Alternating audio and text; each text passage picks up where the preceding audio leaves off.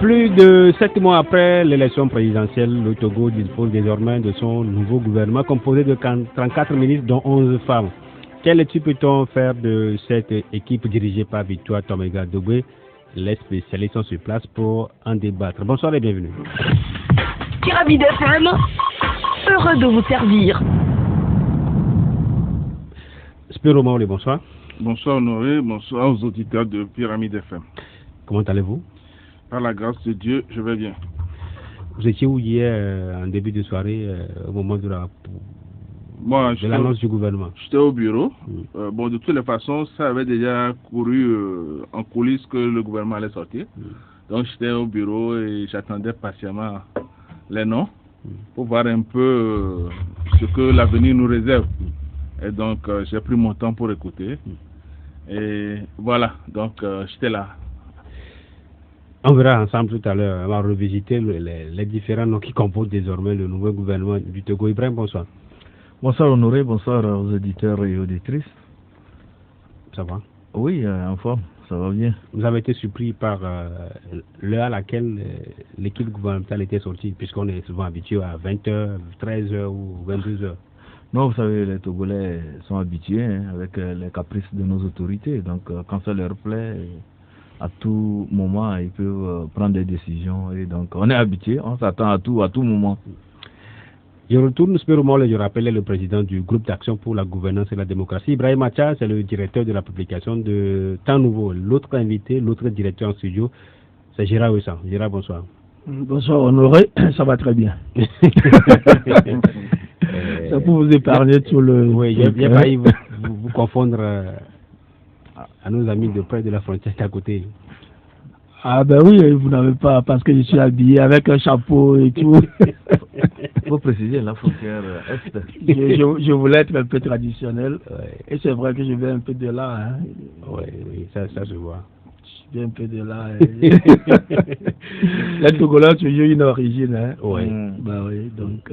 Gérard, oui, c'est le directeur de la publication de Sika Magazine. Vous avez été surpris aussi par l'annonce plutôt que prévu du gouvernement dans la journée bien sûr de hier. Bon, comme Ibrahim l'a dit, je suis du même avis. On est habitué un peu au caprice, on est un peu habitué au jeu.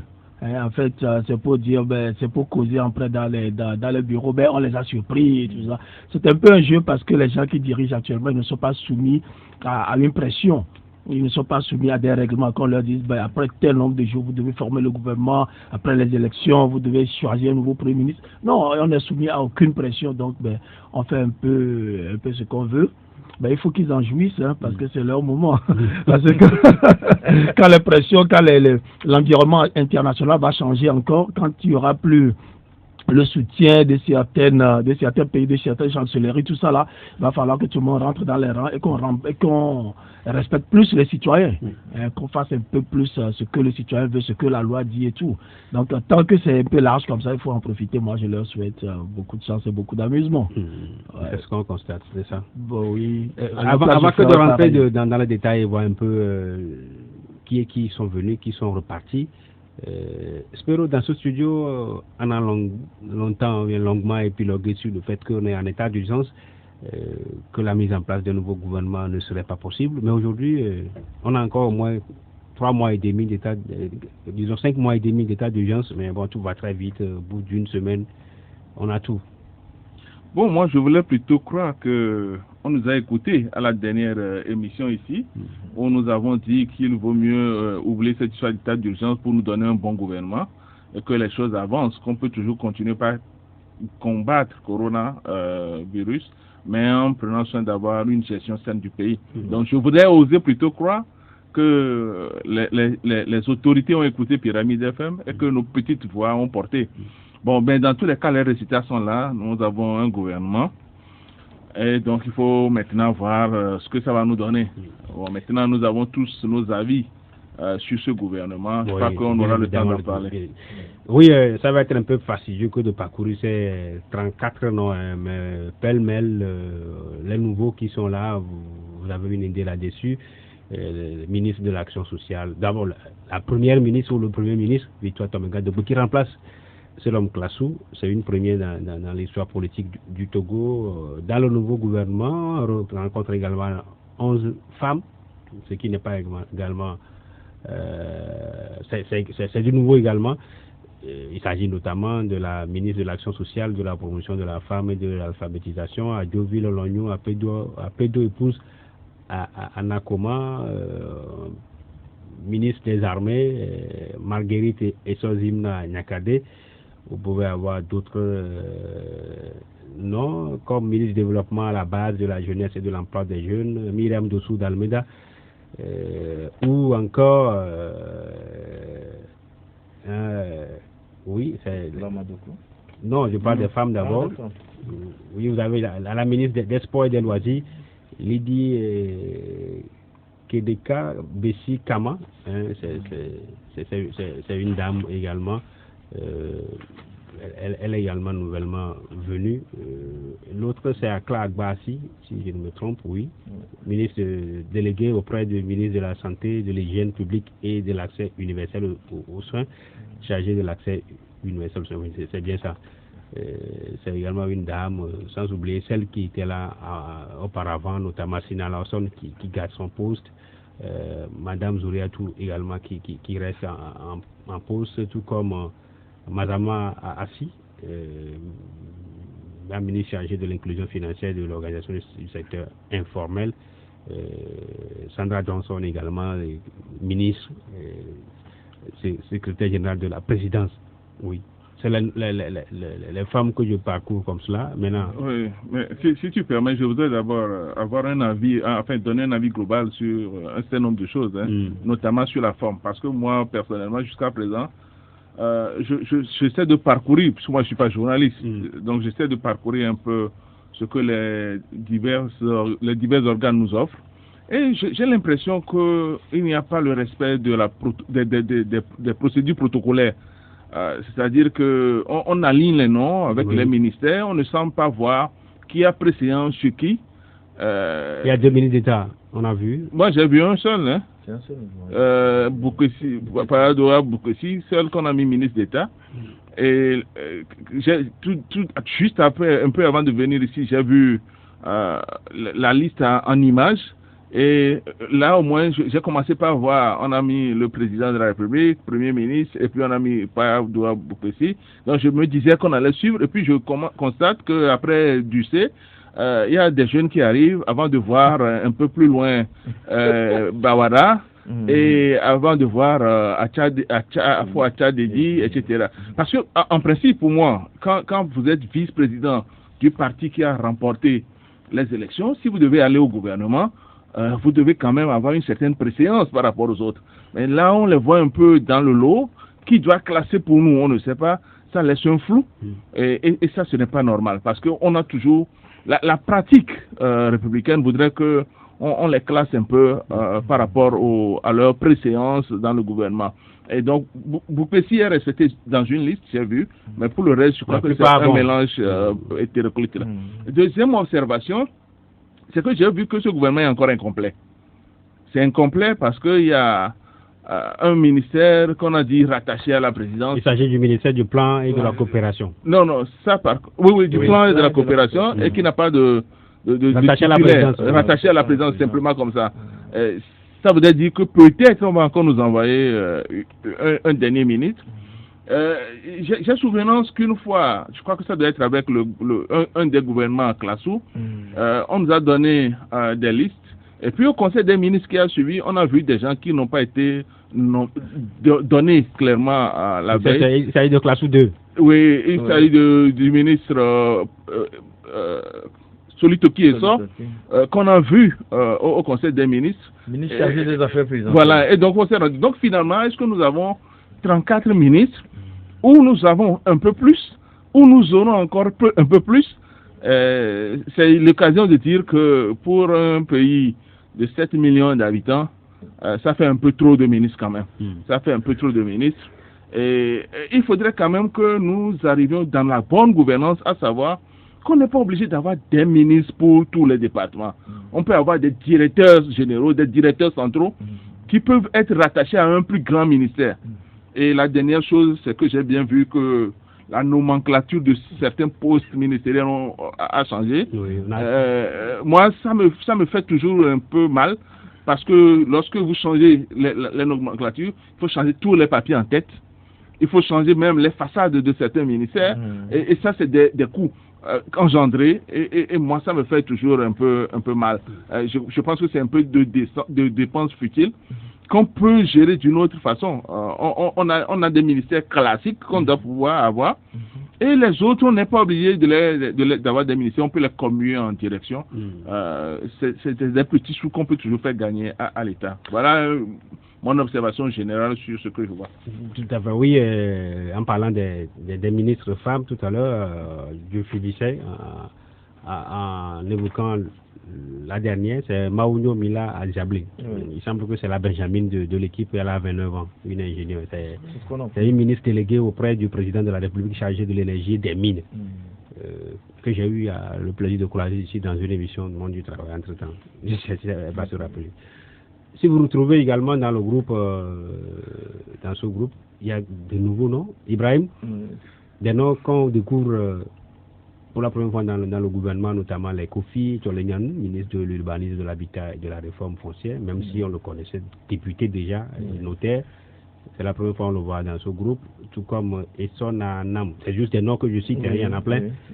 Esson Nanam et Djiba, qu'on découvre là aussi. Il était chef de cabinet à la présidence de la République. Oui, maintenant il vient devant. Oui. Il y a Bolidja également, Bolidja Thiem, ministre de l'eau de l'hydraulique villageoise. Il fut député. Oui. Kokou Tengue, ministre de l'économie maritime, de la pêche et de la protection côtière. Komlando Dikokoroko, oui, Komlando Dikokoroko, ministre de l'enseignement primaire, secondaire, technique et de l'artisanat. Iou Ateba, ministre de l'enseignement supérieur. Il y a Iouatan là-bas aussi. Oui, ministre de la communication, professeur Iouatan. Bref, il y a eu du nouveau dans ce gouvernement. Effectivement, il y a eu du nouveau, de nouvelles figures dans ce gouvernement que nous découvrons. Un aperçu général, hein, que nous découvrons pour la première fois. Mais ces nouveaux-là, qu'on ne pense pas que ce soit des gens qui sont venus d'une autre entité politique. C'est des gens d'unir, pur produit d'unir, il faut l'avouer. Parce qu'on a vu des gens sur des fronts lors de la présidentielle, que ce soit Kokoroko, dans son clôture natal, qui arborait les couleurs d'unir et battait la campagne pour Fornia Simbe. Quand vous prenez son second, le professeur qui officie avec lui à l'université de Lomé, c'est des gens qui étaient sur le front. Ils sont par deux, rapport, hein. Oui. Tu parles duquel? Je parlais de... Il y a Iou, il y a pour le moment, Iouadan pour le moment. Et donc, ils sont sur le front là-bas et ils travaillent véritablement pour que les choses marchent à l'université, pour redorer le blason de la gouvernance de M. Fornia Simbe. Quand vous prenez Iou Ateba, il est certes du domaine de la santé, il est toujours au devant de la lutte contre la pandémie. Donc, c'est un monsieur qui, même s'il n'affiche pas ses apparences, au point de vue son appartenance politique, on sait d'où il vient. Donc, ce n'est pas on l'a une surprise. Parmi les syndicats, il faisait des déclarations. Oui, c'était entre-temps. Mais sinon, à un moment donné, il a mis fin à cela. Il est revenu à de meilleurs sentiments, comme on le dit. Ah bon, il n'avait pas... donc le fait d'être avec les patriotes non au pouvoir, c'est deux mauvais sentiments. Il est revenu à de meilleurs sentiments, comme on le dit dans le jargon d'une formation politique. Donc, il ne faut que répéter ce que j'ai entendu. J'ai compris maintenant. Voilà, à un niveau donné. Et donc, ça ne surprend pas. Et ce qu'il faut faire remarquer ici, c'est que dans l'ensemble, on sent quand même des technocrates, des gens qui se sont bien illustrés dans leur domaine respectif, des gens qui s'y connaissent, qui maîtrisent bien leur domaine. Et nous osons croire que Madame Deboué veut miser sur des technocrates pour relancer l'économie, relancer tous les secteurs qui ont subi des désagréments par rapport au contexte sanitaire que nous traversons actuellement. En dehors de ça, quand vous prenez par exemple le développement à la base, Myriam Dossou, que nous connaissons très bien, la directrice de l'INAM, qui est une protégée de Madame Dogbe. Bon. Elle ne s'en cache pas, puisqu'elle est toujours avec Madame Dogbe dans ses déplacements et tout ça là. Donc, Madame Dogbe assure bien ses arrières au niveau du développement à la base. Donc, une amie oui. qui vient la remplacer là-bas, vous comprenez que tout est déjà bien fait. Elle assure bien ses arrières, puisque la presse a toujours fait mention de beaucoup de milliards qui ont été brassés au niveau de ce ministère, mais le résultat n'était pas celui qu'on devait avoir si vraiment les milliards là avaient été dépensés en bon escient. Cela n'a pas empêché de devenir Premier ministre. Cela ne l'a pas empêché de devenir Premier ministre. Non, mais c'est une nomination. Et une nomination, c'est un individu qui nomme selon ses désirs, selon en tout cas ses critères, ses intérêts et ses critères qui lui sont propres. Donc, ce n'est pas une chose de rationnel. Donc, jusque-là, ce n'est pas un mérite. C'est rationnel. Ce n'est pas une compétition, ce n'est pas un concours. Les gens ne sont pas allés compétir pour devenir Premier ministre. Donc, c'est une nomination. Ça n'a rien d'extraordinaire. Donc, quand nous pensons aussi du côté des anciens, des dignitaires, comme on le dit, du régime. Il y a quelque chose de 5 indéboulonnables qui sont toujours en place. Les Yak, Petit, Achadedi, et non, mais c'est les dignitaires du régime. On parle de 5 indéboulonnables. C'est-à-dire qui étaient là depuis, qui ne quittaient pas. Ah, d'accord. Acha, lui, il a fait que 4 ou 5 mois dans l'autre gouvernement. C'est ça. Et donc, les indéboulonnables, ils sont là, Incident Lawson par exemple, qui est toujours à l'économie numérique avec nos connexions défaillantes. J'ose croire que cette fois-ci, elle va vouloir rehausser les choses. Hein? Elle va vouloir rehausser les choses. Bon, mais ce qui vraiment doit nous intéresser, et c'est bien de le souligner, c'est que nous sentons qu'il y a une forte présence féminine au sein de ce gouvernement. C'est une très bonne chose en matière de promotion de la femme, de leadership féminin, de la femme plutôt, et avec tout ce que nous connaissons aujourd'hui, la tendance mondiale qui est favorable à la promotion des femmes à des postes de décision. Et c'est une très bonne chose. Seulement la femme demeure ce qu'elle est. Et nous, vivement, qu'on ne transforme pas le gouvernement en une affaire de jalousie où les gens vont jeter des pots de bananes, où les femmes vont en venir même à se faire là, je suis pas d'accord. Beaucoup de choses là-bas, donc je ne le souhaite pas. Je ne suis pas d'accord. Je suis dans les droits de l'homme, je ne peux pas cette discrimination. Ce n'est pas une discrimination. Quand vous dites que quand les femmes sont là, il y a jalousie, il y a discrimination. Parce que les hommes qui sont là, les hommes font aussi de la jalousie. Je pense que moi personnellement, au niveau de la défense des droits de l'homme, je suis de ceux qui ont une position un peu pas très accepté par tout le monde. Je dis même il faut cesser de parler de homme, femme, il faut parler du genre humain, c'est tout. Parce que ce n'est pas l'aspect femme aujourd'hui qui fait problème. Est-ce que la personne a sa compétence? Si oui, c'est bon. Sinon, c'est mauvais. Voilà. Nous sommes dans un contexte africain aussi. Nous n'allons pas occulter certains traits caractéristiques des femmes africaines, vous comprenez? Et quand nous le disons, nous assumons nos propos. Je parle de la jalousie qui peut subvenir et transformer le gouvernement à une pétaudière. La femme au foyer n'est pas pire que... Gérard Wesson, la même chose. Vous avez suivi un peu comment ça s'est passé depuis là, et est-ce que vous avez été surpris de la composition du gouvernement actuel? Si oui, à quel niveau? Non, mais moi, rien ne me surprend. Je suis un peu comme les autres ici. Et rien ne me surprend. Les confrères, ils ont parlé, enfin, les invités, ils ont parlé, mais personne n'a parlé de la beauté de la première ministre. C'est extraordinaire. Elle est belle, non? Il fallait mentionner ça au moins. Parce que pour 61 ans, ben moi, je regardais hier, je dis quand même... avoir 61 ans et être encore frais comme ça, c'est pas rien du tout. Si je fais cette analyse-là, c'est à porte-à-faux avec ma conception. Ça vous a dit que je vois l'aspect femme. Je n'ai pas vu la beauté de Klassou, je n'ai pas vu la beauté de Aoumé. Je ne vois pas la beauté. Je vois une dame je vois notre Premier ministre. Bon, quoi qu'on dise, la nature humaine, c'est qu'elle est. La femme, c'est qu'elles font valoir le plus. C'est leur physique. Les hommes africains doivent commencer par considérer la femme par rapport à son poste et non pas la femme.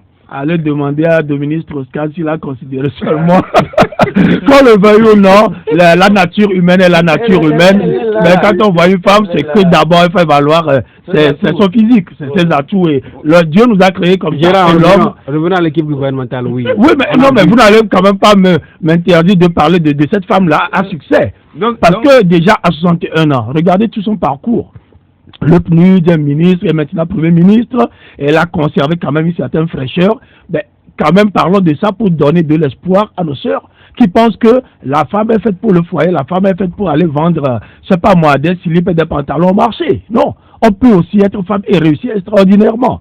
Parce que ça, c'est un exemple même de réussite. Il y a des gens... Il est en train de vous regarder. Il sait forcément qu'il va... Non, c'est quand même... C'est quand même une réalité. Et disons aussi qu'en nommant une femme première ministre, je crois que Faure, il vient de frapper un grand coup. Parce que dans le monde actuellement, la tendance est à cela. Dès que vous nommez une femme, les gens pensent que, ah tiens, vous respectez le genre, vous respectez la femme, vous faites la promotion de la femme, et du coup, on est indulgent avec vous. Je crois que le chef de l'État, il a très vite vu ça. Il a même nommé une ministre des Armées. Oui. C'est pas un homme. Ce qui est très, très, très rare. On le voit seulement en France. Je crois qu'en France, actuellement, c'est une femme aussi. Il y avait aussi, je crois, Edith Cresson, qui était aussi ministre des Armées. Bon, donc c'est quelque chose de très rare. Je réserve mon avis sur la chose quand même. Et il en profite. Moi, je crois que politiquement, ça va lui profiter. Et au demeurant, Madame Nyakade, elle et moi, on a fait le même quartier à Badago, derrière les rails là-bas. Je connais bien son père, il est capitaine, un officier. Et voilà. Et là, des endroits... Vous êtes bien maintenant en sécurité? Non, pas du tout. je ne compte sur personne. Donc, au-delà de cet aspect-là, de nommer des femmes, je crois que toute la pesanteur, toute la pression qu'il y a sur le chef de l'État quelque part, vu comment se sont déroulées les élections, il a un peu dépressurisé, il a un peu dégonflé le ballon. Donc, il se débarrasse un peu de cette pression. Ce n'est pas négligeable du tout, le fait d'avoir fait ça. Le monsieur est un homme politique, il faut lire ce qu'il fait. Maintenant, est-ce que les femmes gèrent différemment que les hommes? C'est ça la grande question. C'est là où je rejoins un peu Spero, où il faut se demander, est-ce que quand on nomme une femme ministre, est-ce qu'elle gère différemment qu'un homme? Ce que moi j'ai vu jusqu'à présent, les femmes dans nos gouvernements ont géré exactement comme les hommes. Je me rappelle un peu comment Madame le cuisine nous raccrochait raccrochait au nez chaque fois qu'on demandait la clé de répartition du pétrole. Pourquoi on vend le pétrole? Ne rappelez plus jamais sur ce numéro. Paf, elle vous raccroche. C'est pire qu'un homme, quoi. Donc, c'est un peu ça. Donc, ce n'est pas être femme qui veut dire automatiquement qu'on aura un autre style. Parce que, comme Ibrahim l'a dit, ces gens-là, ces femmes-là ont été pétries par le régime, ont été pétries dans le régime, et bien officiers aussi dans le même régime. Alors, pourquoi est-ce qu'elles auront un comportement contraire à ceux qui travaillent dans ce régime? Moi, je crois qu'elles feront la même chose que Mme Sina Lawson et tous les autres. Sina fait quoi? Elles ont déjà fait leur preuve. On a vu, le style n'est pas différent. Mais elles n'ont pas géré le pouvoir qu'on leur a donné avec le cœur ou bien avec les sentiments. Elles ont géré exactement comme des hommes. Elles se sont conformées au système. Peu importe celui qu'on va nommer, le système va fonctionner. Et les individus qu'on coopte dans le système seront obligés de fonctionner comme le système le veut. Oui, depuis le départ de Kwacha du gouvernement en 2007, si je ne me trompe, on n'avait plus de ministre de la Défense. C'est la première fois qu'on retrouve un ministre en plein, et c'est une femme, Marguerite et Sozimna Nyakade. Et on parle désormais de ministre des Armées. Oui, bon, je vois ta volonté de me limiter à une analyse. Mais avant d'y arriver, je voudrais quand même relever quelque chose. Moi, sur la fin de ce que Gérard dit, c'est de voir si ce gouvernement-là peut nous être vraiment profitable ou pas. La première chose que je remarque quand même, c'est qu'avec la survivance d'une certaine race de politique toujours dans ce gouvernement-là, ça montre que Madame Dogbé n'a pas la main libre. Elle n'a pas la main libre. Par exemple les Boukessi, moi j'ai dit les ministres qu'on espérait qu'ils vont partir, les Boukessi, Bawara, Trimois, Moustapha Midiawa, j'espérais que les gens là étaient à la porte. Pas parce que ils ont été forcément incompétents, même s'il y en a qui l'ont été, mais parce que il faut donner une nouvelle impulsion à la chose. Mais en les revoyant dans le gouvernement, je sens que Madame Togbert n'a pas carte blanche. Elle a une cape de couleur peut-être jaune ou grise, mais en tout cas, il y a les anciens, les caciques qui sont toujours à la manœuvre quelque part. Ça, c'est ma première impression que la liste là me donne. Maintenant... Et vous croyez qu'elle-même, même si elle était libre, voudrait changer ces gens-là? Moi, je ne crois pas. Est-ce qu'elle a le pouvoir de les changer? C'est ça le souci. Mais est-ce qu'elle voudrait les changer? Normalement, ce qui me fait dire qu'elle voudrait les changer, c'est qu'il faut voir pour la plupart de ces gens-là, on a mis quand même des ministres délégués. Des ministres délégués qui, normalement, quand on a un ministre délégué, ça veut dire que c'est quelqu'un qui est en principe un vrai technicien de la chose, mais qui va travailler sous la couverture de celui qui est son patron. Et normalement, un ministre délégué est légèrement, dans la hiérarchie protocolaire, est hiérarchiquement inférieur à l'autre ministre.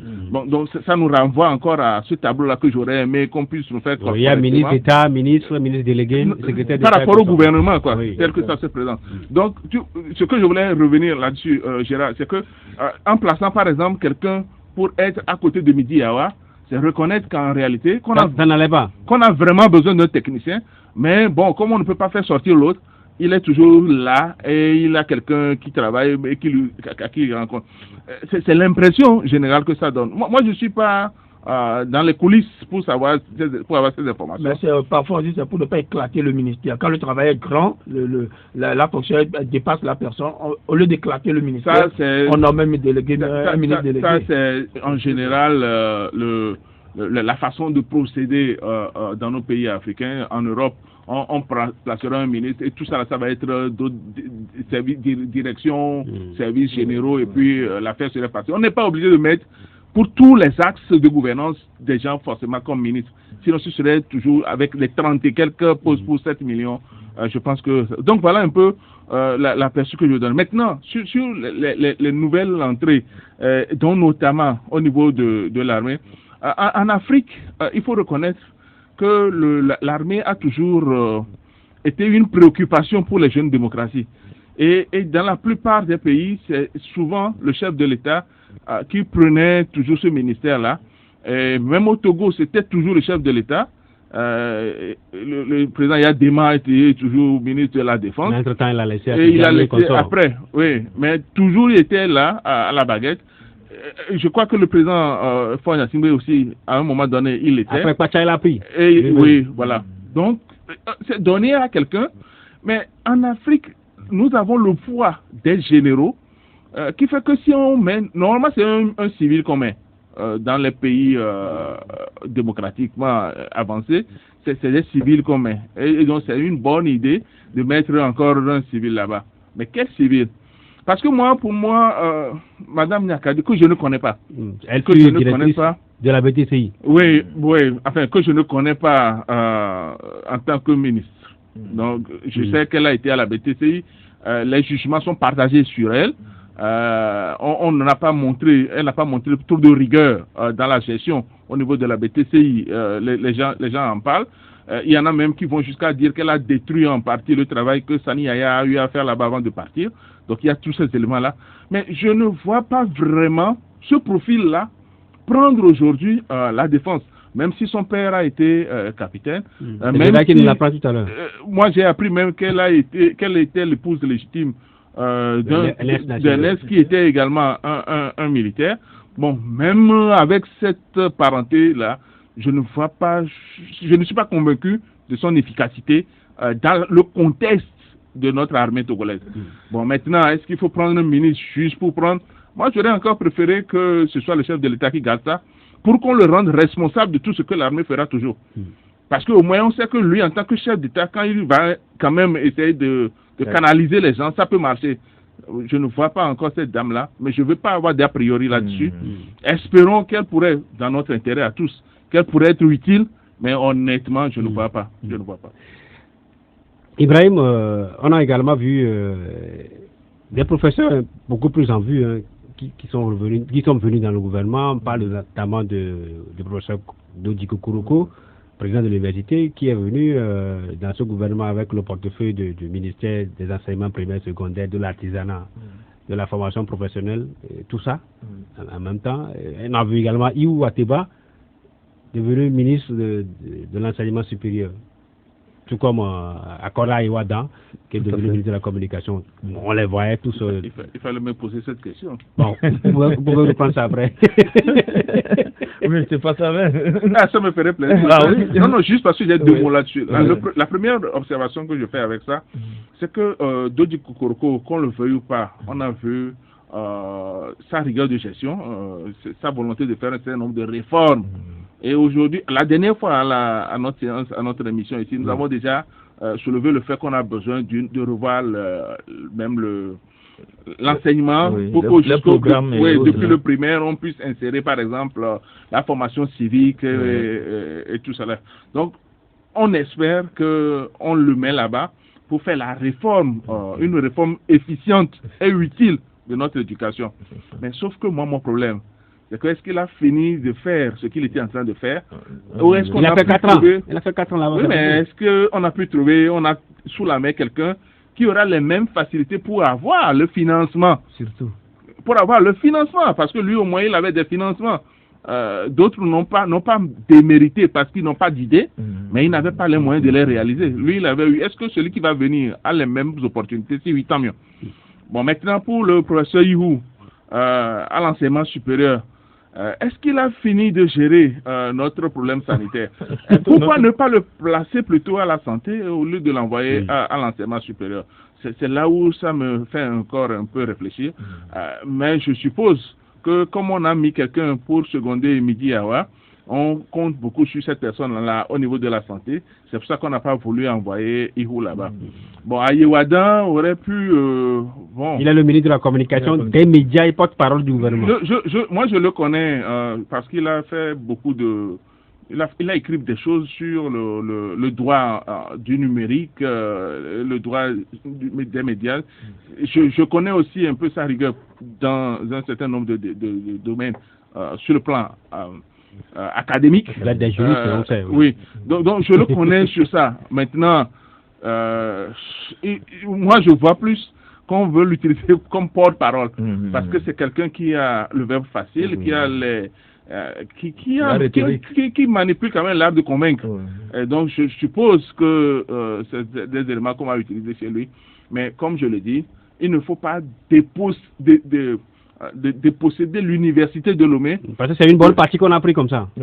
Simplement, ça fait quand même 3 professeurs, surtout 2 de la faculté de droit. Oui, Iou également, il est le doyen. Le doyen de la faculté des sciences de santé. Donc il ne faut pas appauvrir l'université pour garnir forcément l'équipe gouvernementale, surtout si on n'est même pas encore très sûr qu'ils auraient les moyens de leur politique là-bas, ou ils seront contraints de rester sous la politique qui pour le moment ne nous est pas très novatrice et qui nous fait récupérer tout le temps les mêmes phrases du genre on a besoin de la démocratie, on a besoin de la primauté de droit, on a besoin de la justice sociale, on a besoin de l'éthique et l'éthique. Maintenant, vous avez la parole.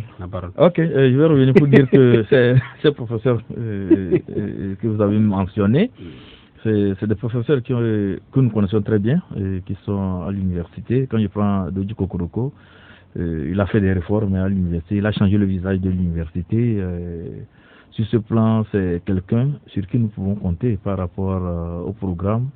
À revoir au niveau affronter les syndicats, tout ça. Vous savez que quand on parle des enseignements primaires, secondaires, c'est un autre monde carrément. Est-ce qu'il peut les affronter? Non, il peut les affronter, puisque lui-même, il est de ce monde. L'enseignement, il vient de l'enseignement. Il vaut mieux ne pas les affronter, mais les écouter. Puisqu'il vient de ce milieu, l'enseignement, donc c'est vrai que lui, il est du supérieur. Les autres sont du secondaire et primaire. Mais il a quand même ces réflexes-là d'un enseignant. Il va comprendre leurs doléances et il va pouvoir peut-être trouver des solutions pour faire avancer ce domaine. Et quand je prends le professeur Ihou, en tant que ministre de l'enseignement supérieur, je me dis qu'il est toujours dans son biotope, puisque déjà il est le doyen de la faculté des sciences de la santé voilà, à l'université de Lomé.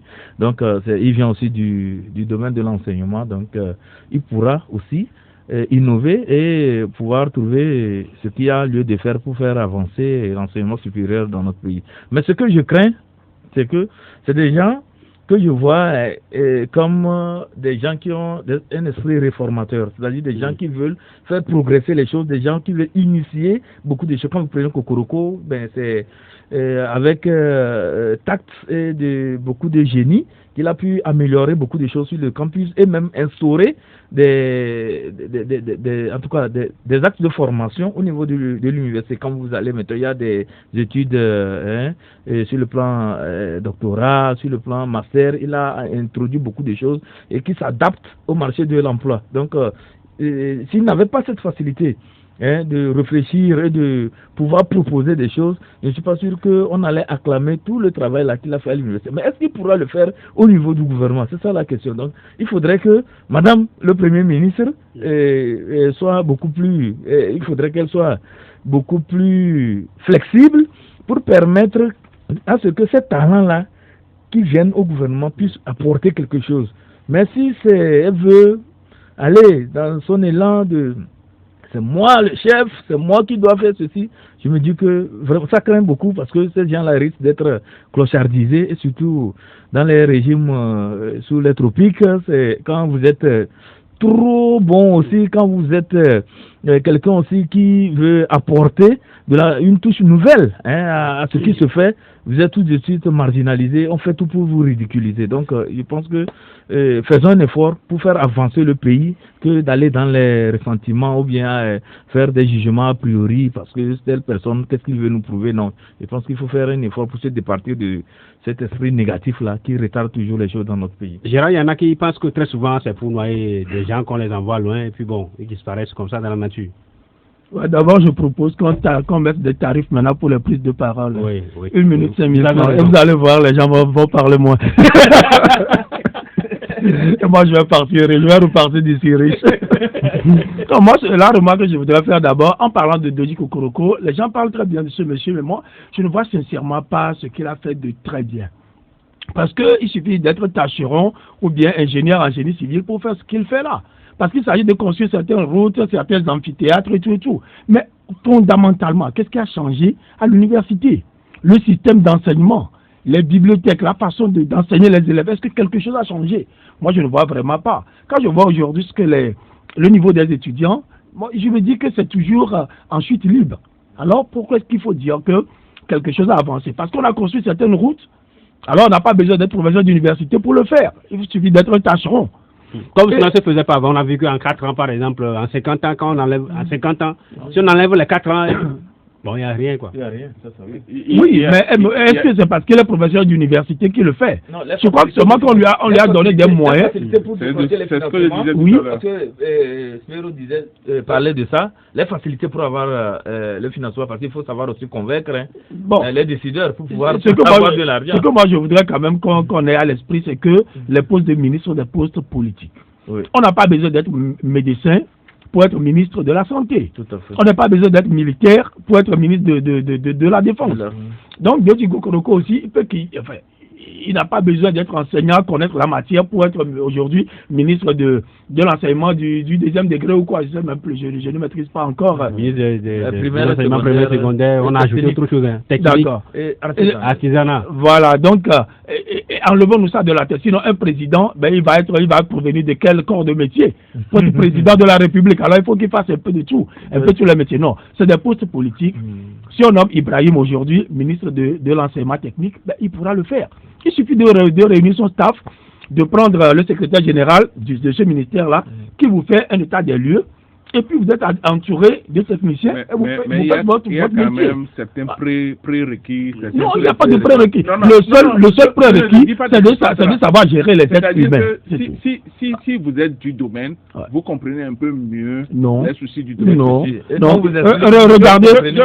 Regardez en France comment les gens passent d'un ministère à un autre. Vous En prenez, France, on change tout le temps. Vous prenez par exemple le ministre de la Justice en France aujourd'hui, c'est un ancien avocat. Moretti. Et donc, vous voyez, les flèches qu'on lui a lancées, c'est par rapport à comment lui-même il analysait déjà le domaine. C'est-à-dire qu'il y a des avantages. Là, vous parlez des flèches qu'on lui a lancées. Mais à être du domaine, je ne dis pas forcément qu'il faut être du domaine pour occuper le poste. Mais il y a des avantages quand Pius Agbetom a pris la justice, en tant qu'ancien magistrat, il savait déjà un peu les soucis qu'il y avait dans la boîte. Sauf que ça n'a pas trop changé aussi. Ça n'a pas. Mais il y a désormais des avancées. Il y a eu la modernisation a commencé. Ah bon, c'est pas à cause de Pius Agbetom.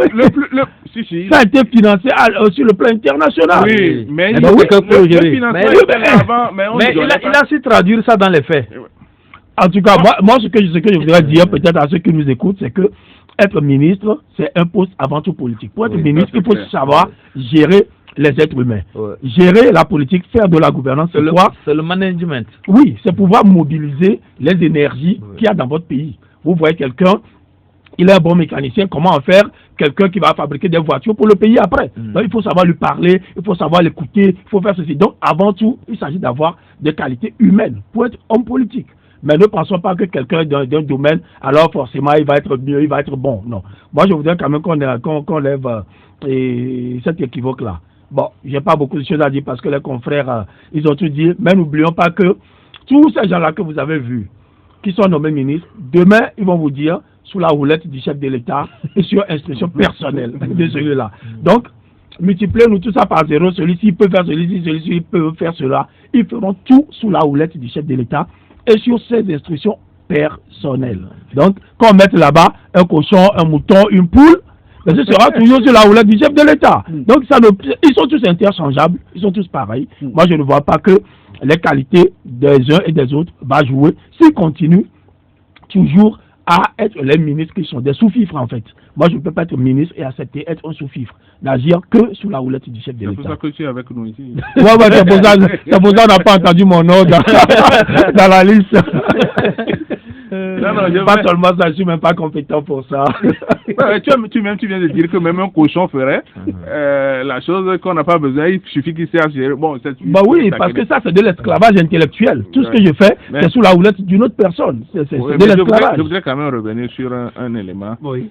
Moi, j'ai déjà travaillé un peu avec. Enfin, je connais, par exemple, le professeur Ayouada. Je ne le vois pas être un sous-fifre en réalité. Je ne le vois pas non plus se plier forcément. Mais ça ne veut pas dire qu'il soit impuissant de travailler parce que, ou bien on ne lui donne pas les moyens. C'est un problème de moyens. Ou bien on pense que ce qu'il est en train de faire ne va pas dans un objectif qui est fixé par... Oui, c'est en cela que je rejoins Gérard. Ça voudrait dire que forcément, c'est des gens qui, a priori, peuvent être bons, mais est-ce qu'ils auront les outils pour faire le travail qu'il faut? Est-ce qu'ils auront l'ouverture d'esprit pour travailler avec et pour la population togolaise? Ça, c'est des facteurs plus intéressants. C'est pour ça qu'on aurait été beaucoup plus édifié en écoutant un peu le discours la politique générale. Le discours de politique générale qui doit être mais même si on sait qu'au fond, il n'y aurait pas un grand changement, ce serait de grosses promesses à réaliser. Et vous avez vu comment on a nommé. Ils ont très bien dit, c'est par ordre alphabétique. C'était bien dit. Mais ça veut dire qu'on ne place personne au-dessus de l'autre. Non, quand vous voyez bien comment. Oui, ça a été bien dit. Ce n'est pas anodin. Celui qui vient lire, citer les noms des ministres, dit c'est par ordre alphabétique des ministères. Et c'est après qu'on aura. Ça veut dire qu'il n'y a que le chef de l'État qui est au-dessus, tout le reste, mais vous êtes par ordre alphabétique. Après, on verra. D'État ou non, vous n'êtes rien, quoi. Dans un tel ministère, vraiment, moi, je pense qu'il ne fait pas bon travail. Non, je voudrais encore croire. C'est symptomatique. C'est ce qu'elle avait dit. Je voudrais encore croire que quand on a sorti la liste, parce que les choses sont allées très vite, je voudrais encore oser croire que c'est parce que la personne qui allait présenter était obligée de présenter vite et on n'a pas su classer protocolairement et lui donner avant de dire. Et que d'ici, moi je veux toujours, parce que le Togo a une image à véhiculer. Il ne faudrait pas que nous soyons la risée des autres pays. C'est un rencontre à programmer, ceux qui sont plus devant. Je voudrais quand même, je voudrais oser. Parce que j'ai l'impression qu'on nous écoute quand même. Je voudrais oser que d'ici lundi, le secrétaire du gouvernement ou alors le protocole d'État va nous classer tout cela en bonne et due forme pour qu'on sache un peu comment les choses vont. Parce que ça aussi, ça compte pour nous, par exemple, défenseurs des droits de l'homme, quand on veut aborder un ministre, on sait un peu qui toucher, qui ne pas toucher par rapport à son importance dans le gouvernement. Et donc, chaque fois, il faut dire excellence, sinon on vous chasse. L'excellence, pour moi, c'est au niveau du président de la République. C'est monsieur le ministre, pour moi. Quand j'arrive devant, au ministère, même le planton, je le dis déjà excellence. Ah ouais, Mais il y a aussi une remarque à faire, vous avez vu, par rapport à l'équipe gouvernementale classe 2. C'était il y avait 24 plus. Non, je parle un peu de comment les choses se sont préparées. Le 24 janvier. Voilà, un matin, on est venu, il n'y a pas eu la démission du Premier ministre et on a donné le nom du Premier ministre et en même temps, le gouvernement en même temps. Mais cette fois-ci, au moins, on a suivi un peu. Les choses se font de façon un peu plus enjolivée. Donc, il y a eu la démission, après la démission, il y a eu la nomination. J'aurais préféré que ce soit le qui a ça au lieu de que ce soit la secrétaire de la présidence. Encore. Pour aller il paraît que c'est le. Moi, je n'ai pas suivi à la télé. C'est la secrétaire générale de la présidence. De la présidence. C'est pas la présidence qui nommait, c'est le chef du gouvernement. Qui a été élu, donc, le chef du gouvernement qui a fait ça. Ça nous aurait été vraiment plus propre. En fait. Okay. Donc au moins la démarche, moi, j'ai salué cela. Il y a pas eu. Ce n'est pas en direct de la TVT. On a lu quelque part la présidence. Oui. C'est pas en direct de la TVT. C'est pas vu sur les réseaux sociaux. Non.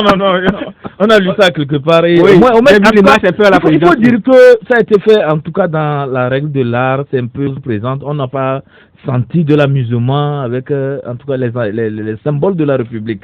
Comme ça a été fait. Après, il y a eu version 1, version 2, tout ça là. Vous avez souvenance de ces histoires-là. Donc, nous, au moins, les choses, j'ai l'impression que les gens nous écoutent.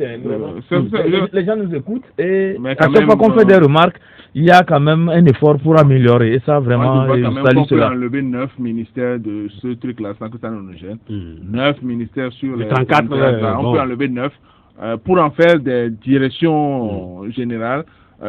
Quitte à les rattacher à des ministres d'État. Le monde des médias, la presse. N'oubliez pas que nous sortons d'une élection, il y a les récompenses. Mais ce qui devrait nous préoccuper le plus, nous, du moins en tant que journalistes, c'est la gouvernance, le système, la façon dont ils gouvernent le pays. Les personnes, moi, je ne vois pas trop de différence d'un ministre à l'autre depuis des années, que moi, je comprends un peu la politique. On change les gens, mais le système reste le même. Si nous avons besoin d'informations, par exemple, nous les journalistes, qu'on soit capable d'appeler un ministre et lui demander de nous rendre compte sur la gestion de telle chose. Maintenant, vous avez un porte-parole du gouvernement. Ah non, quand un ministre fait un voyage, ou bien le chef de l'État fait un voyage qui revient, en conférence de presse, qui nous dit ce qu'il est allé faire, qu'on sache à peu près. Gérard, oui, la particularité également, oui. De ce gouvernement, c'est de dire porte-parole du gouvernement. Ça a été au moins depuis Pascal Bodiora, on n'en a plus. Bah oui, si je ne me trompe pas, Pascal Bodiora était porte-parole. Oui, après lui, c'est fini. Maintenant, on en a. En plus aussi, il y a du changement au niveau de... On a 2 finalement. Il y a Trimo également. Et il y a porte-parole aussi. Dans le nouveau? Oui, toujours dans ce gouvernement. Ça, par contre, je n'ai pas vu. Oui, c'est ce qu'on avait dit hier. Et vous pensez qu'automatiquement le système de gouvernance va changer et qu'on peut avoir des informations, il n'y aura plus de rétention d'informations, que nous, les journalistes, qu'on puisse avoir des chiffres. Qu'on puisse avoir des chiffres. Monsieur le ministre, vous avez voyagé, combien ça a coûté, vous avez construit telle chose là, combien ça a coûté, on a tel projet. Tu attendras longtemps. Alors, ne te gosille même pas. Donc au lieu de nous laisser distraire par la puce à Bétombe ou bien les accordages, tout ça, non, mais planchons surtout sur voilà ce qu'ils vont faire et ce que la loi dit qu'ils doivent faire. Mais les personnes, ça m'égale. On a vu Dimoré dans ce pays qui est devenu ministre. On a vu plein de gens, il y a les grands, les petits, tout le monde peut devenir ministre, moi je l'ai dit. Gérard, oui, on a vu également qu'au niveau de la présidence, ça a changé au niveau de la direction de la communication. Toba Tamana est parti et remplacé par Kwesa Yogo Devi, l'ancien directeur de la TVT. Il est revenu. Bon, moi je ne le cache pas, j'ai beaucoup d'admiration pour Kwesa Yogo Devi. Ça va changer quelque chose? Bon, je parle d'abord de la personne. Intellectuellement, il est très fort. il est courtois. La dernière fois, il allait quitter la TVT. Moi, je lui ai demandé une audience à 16h, il me dit de passer à 18h. On est resté dans son bureau jusqu'à 20h. Voilà, c'est quelqu'un qui est ouvert. C'est quelqu'un qui est très ouvert. D'abord, humainement, j'espère que il va avoir un autre rapport avec les journalistes. Ouais. Bon, quant à M. Toba Toumana qui vient de quitter, évidemment, il a fait son temps, il a fait ce qu'il pouvait faire. On ne peut pas rester un poste ad vitam aeternam. Même le chef de l'État, le jour qui sera... Pardon? Il a fait 3 mandats, il est maintenant dans le 4e. Ouais, moi j'aurais souhaité, je ne le cache pas, qui est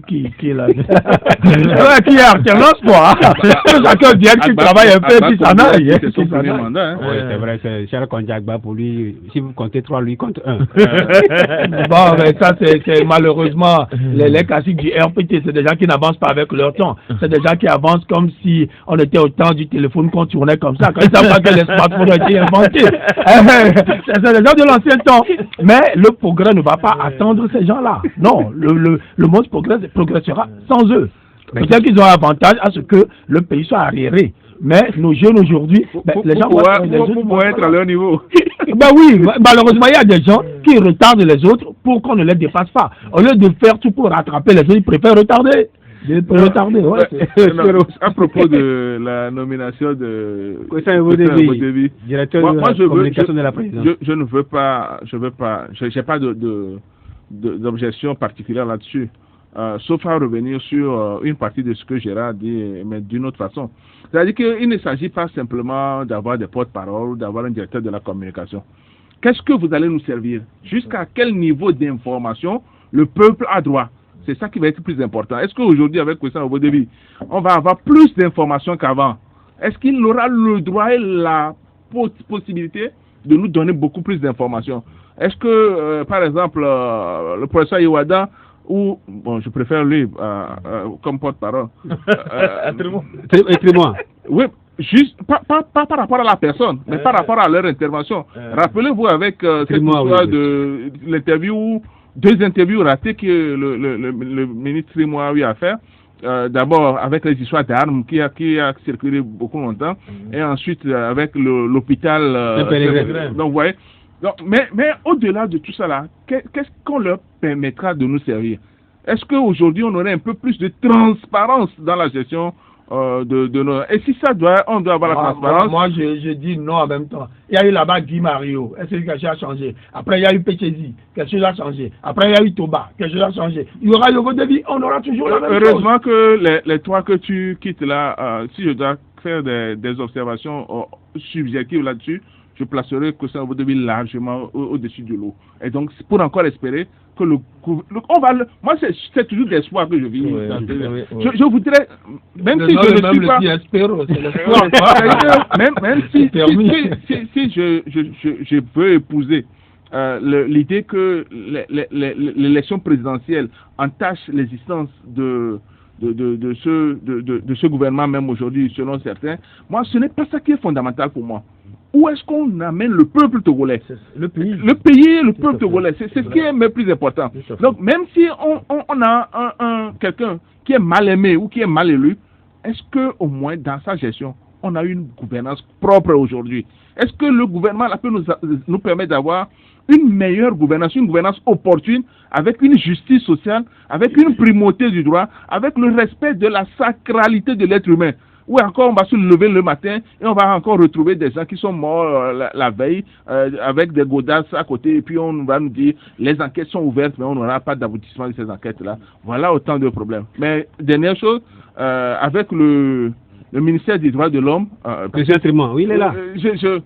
On ne l'a pas, nous sommes dans les droits de l'homme, on ne l'a pas senti en tant que tel durant les 3 dernières années où il a été là. Il est allé à Genève avec vous. Oui, mais on sait ce que ça a donné. et donc, c'est un peu ma crainte. Est-ce que ça voudrait dire qu'il n'y a toujours pas d'intérêt pour ce ministère-là? Ou bien c'est parce qu'on sait que il y a d'autres organisations qui font de leur mieux. Si c'est ça, au moins, offrons un peu plus d'opportunités à ces organisations-là. On va s'arrêter là, finalement, pour aujourd'hui. Spero Mole, il est le président du groupe d'action pour la gouvernance et la démocratie. Ibrahim Acha, directeur de la publication de Temps Nouveau, et Gérard Wessan, Lui, il est le directeur de la publication de Sika Magazine. L'émission a été mise en onde par Romary Freitas. Bon week-end chez vous. On va se retrouver forcément le lundi, le 5. C'est anniversaire, hein, c'est un anniversaire dans l'histoire politique du Togo. On va revenir largement là-dessus avec le programme de Dobé.